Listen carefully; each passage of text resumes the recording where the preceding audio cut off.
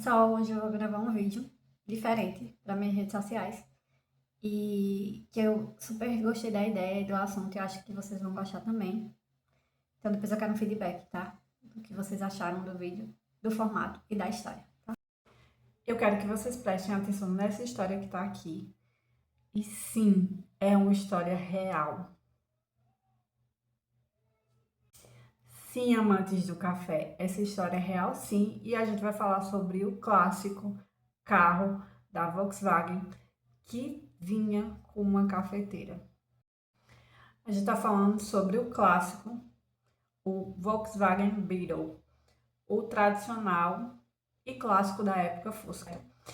A cafeteira, ela era produzida por uma empresa alemã, certo? O nome da cafeteira era Werther Automat Kaffeemaschine. Ela era produzida por uma empresa alemã, como eu falei, e ela foi criada e lançada no ano de 1959, certo? E ela era um acessório opcional, que a gente chama de acessório aftermarket, que a gente coloca depois que o carro é produzido. Mas como surgiu essa ideia? Bom, essa ideia ela não surgiu no mesmo ano de lançamento, ela surgiu no ano de 1950, quando essa empresa alemã ela teve a ideia de criar essa cafeteira como acessório do Fusca, certo? Por quê? Porque essa cultura do café estava crescendo lá na Alemanha, estava se tornando cada vez mais popular, então eles pensaram, por que não criar uma cafeteira como acessório de um carro, pensando em viagens longas que as pessoas não podem parar para tomar café, ou às vezes no percurso não tem um lugar para a pessoa parar para tomar café. Então essa ideia surgiu a partir disso. E aqui vai uma curiosidade. Esse item era considerado, na época, um item de luxo automobilístico. Não era todo mundo que tinha. Mas então, como era que funcionava? Primeiro, essa cafeteira ela era instalada no painel do carro. Ela utilizava a energia do próprio carro, uma tomada que tinha no carro, certo? Ela tinha um filtro simples de café e ela tinha um reservatório pequeno de água. Ela consumia cerca de 40 volts de energia do carro e ela preparava cerca de 2 xícaras de café, certo? Para cada viagem. E um detalhe genial, a xícara ela era feita de porcelana e o fundo dela era de uma base metálica magnética para ela grudar na cafeteira para evitar riscos, né, de acidentes e coisas do tipo. Mas quanto custava essa cafeteira? Como eu falei, ela não era um item que vinha no carro, era um item opcional e ela custava cerca de 65 marcos alemão no tempo, certo? Só para vocês terem uma ideia, o carro, o Fusca, nesse ano, ele custava cerca de 3.790 marcos. Então, a cafeteira era considerado um item relativamente caro, certo? Se a gente fosse converter para o real hoje, a cafeteira seria um item que custaria cerca de 900 a 1.500 reais como item opcional. Então, talvez hoje não pareça tão caro como um item opcional, levando em consideração tudo que ela faz, mas no tempo era assim considerado caro. Mas a pergunta que fica é como é que o café era preparado? Simples.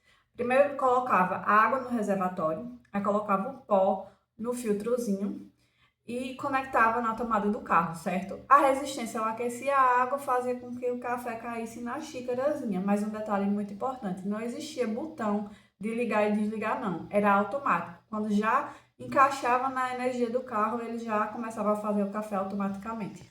E algumas curiosidades bizarras sobre ela é que o manual dizia que ela não fazia só café, mas que ela poderia fazer também chá, caldo e água quente com limão, certo? E isso é bem curioso, na verdade. Também, outra curiosidade é que era possível guardá-la no porta-luvas, tão compacta que ela era, e que também ela era feita de aço inox para aguentar o balanço, sabe, e o calor do carro e não ter nenhum tipo de dano. Mas qual seria o motivo dela ter desaparecido e não existir mais? Bom, primeiro é por questão de segurança, né? Às vezes era uma distração, considerada uma distração para o motorista, às vezes podia também ter questão de derramar, questão de queimaduras, então por questão de segurança ela não existe mais. Outra coisa é que poucas pessoas compraram. Por ser um acessório opcional, nem todo mundo escolheu ela como acessório, então não teve uma venda muito grande. E outro motivo seria a questão das regulamentações mesmo, modernas, que impossibilitaram que esse acessório ele continuasse nos carros, né? Talvez até por questão de segurança.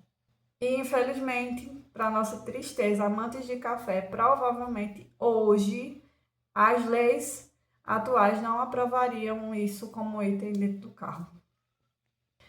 Colecionadores estimam que no mundo todo existam ainda cerca de 10 cafeteiras dessas ligadas ao carro, instaladas na verdade ao carro.